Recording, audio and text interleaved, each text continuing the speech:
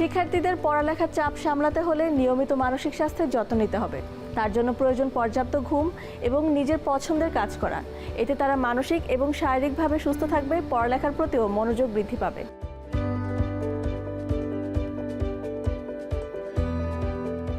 Mental health তো একটা is a critical area.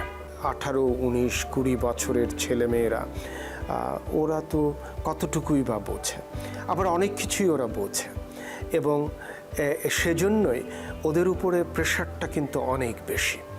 বিশেষ করে বাংলাদেশের এই শ্রেণীটার মধ্যে, যুবক শ্রেণীর মধ্যে এদের প্রেশারটা অনেক বেশি।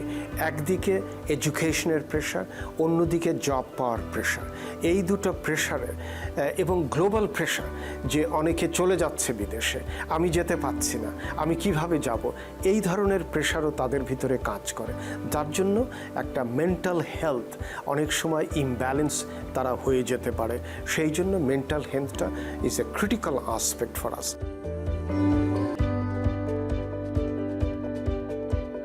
এই বিশ্ববিদ্যালয় পর্যাপ্ত পরিমাণে এই কাউন্সিলিংগুলো আমরা দেওয়ার চেষ্টা করি, এবং আমরা এটুকু মনে করি যে আমার কোনো বিশেষ কোনো এক্সপার্টিজ বা দক্ষতা নেই, বাট আমরা বিভিন্ন দেশের এক্সপার্টদের গবেষণা থেকে আমরা দেখেছি যদি যাদের হেলথ অ্যান্ড মেন্টাল হেলথ যত সাউন্ড হবে তত বেশি তারা এই আমাদের এডুকেশনে মনোনিবেশ করতে পারে।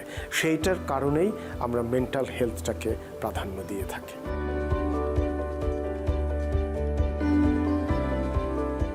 বাংলাদেশের জন্য পেরেন্টসের, অভিভাবকদের এইটা তাদের ছেলেমেয়েরা কোথায় যাচ্ছে, কি পড়ছে, কি করছে সেটা দেখভাল করার তাদের প্রধান দায়িত্ব।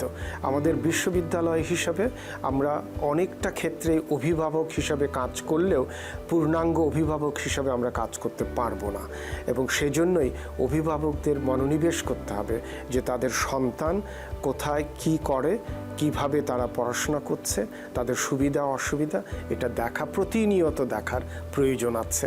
বিশেষ করে এই মেন্টাল হেলথ, এই প্রেশার থেকে উত্তরণের জন্য তাদের প্রতিনিয়ত মনিটর করার প্রয়োজন আছে।